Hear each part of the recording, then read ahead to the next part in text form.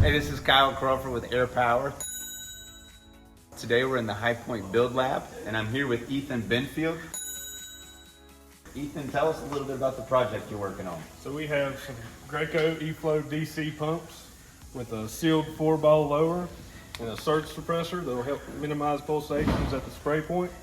All this will be controlled with the Air Power PLC to control pressure and fluid rate. We'll also control the speed of the agitator and the back pressure regulator. Very cool. So why a surge suppressor on a pump like this? So that will help reduce pulsations at the spray point.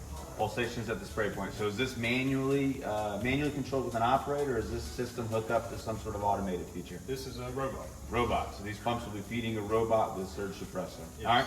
And then one more thing, Ethan. What is this for? So this is going to be controlled by a PLC. So what's this manual switch here? This is the start-stop switch. Okay. For an operator in case they need to run over and turn it off. Right. Very cool. Well, it looks great. You've done a good job. Thank you, sir. Thank you.